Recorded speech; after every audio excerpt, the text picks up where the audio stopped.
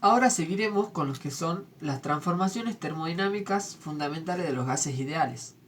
Anteriormente vimos cómo intercambiaba el calor, el trabajo y las variaciones de energía interna y de entropía para una transformación isocora, es decir, para un volumen constante.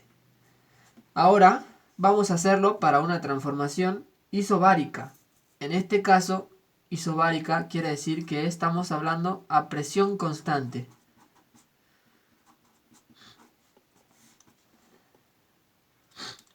Al trabajar con presiones constantes, los parámetros de estado de un gas perfecto en una isobara también están ligados por una relación. En este caso, la relación es la siguiente, que es el volumen del estado 2 dividido el volumen del estado 1 es igual a la temperatura en el estado 2 sobre la temperatura en el estado 1.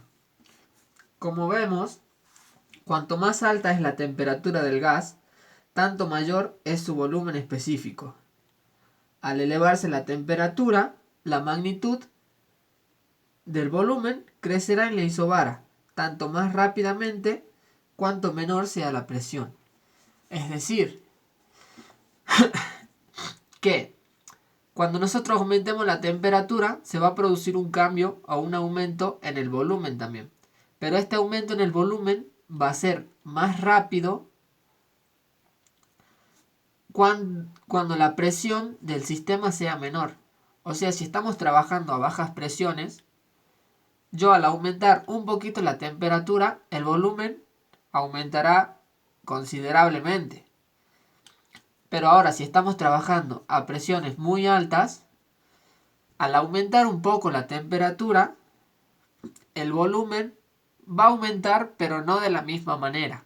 O sea, aumentará en menor proporción.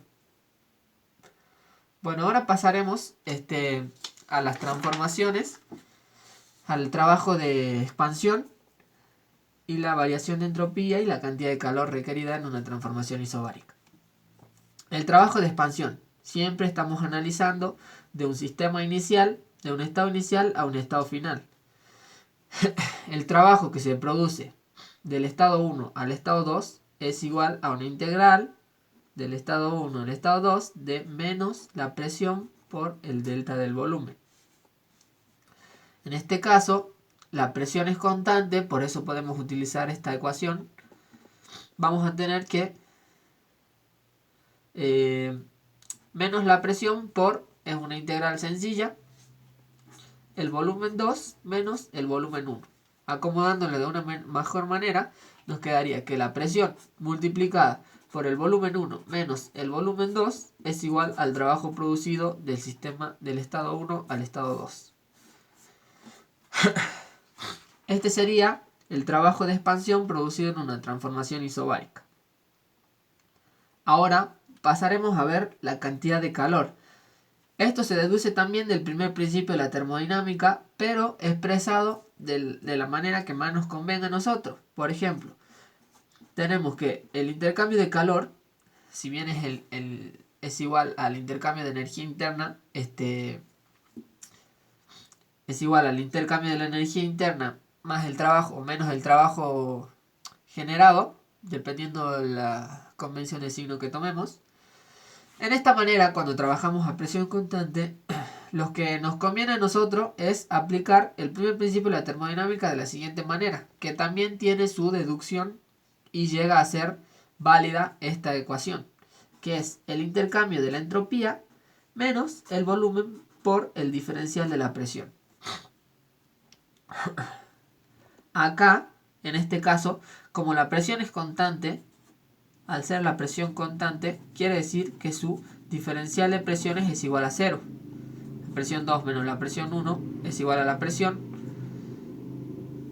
La presión 2 es igual a la presión 1 igual a la presión, por lo tanto la presión 2 menos la presión 1 es igual a 0. Bien, entonces concluimos esto. Por lo tanto, este término se me anularía. Quedándome solamente que la variación del calor es igual a la variación de entalpía. Para desarrollar un poco más, vamos a hacer que la cantidad de calor es igual a la diferencia entre las entalpías en el estado 2 y la entalpía del estado 1. Quiere decir que el calor que se produce de 1 a 2 es igual a la entalpía en 2, que va a depender de la temperatura 2 y de la presión, que la estamos manteniendo constante, menos la entalpía en el estado 1, que va a depender de la temperatura menos la presión. Y la presión.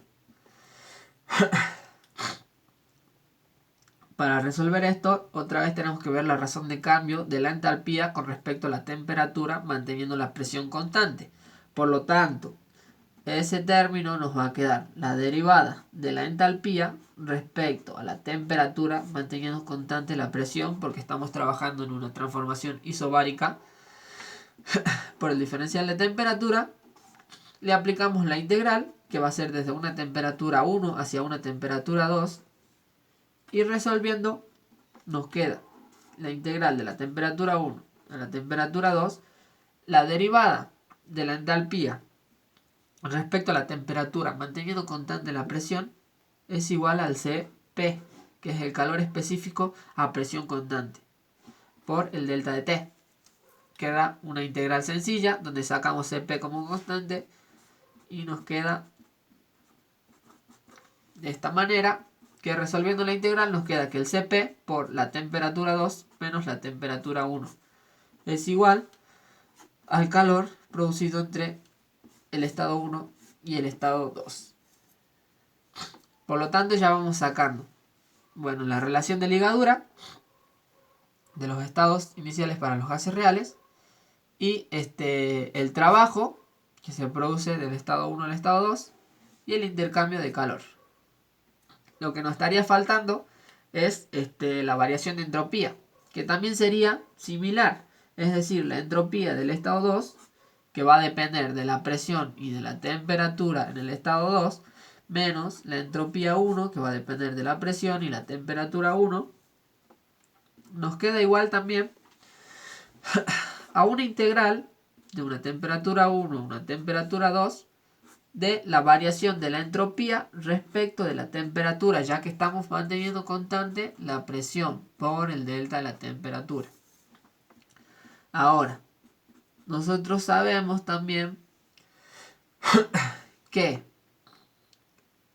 la variación de la entropía respecto de la temperatura, manteniendo la presión constante, es igual al Cp, calor específico a presión constante, sobre la temperatura, por el delta de T.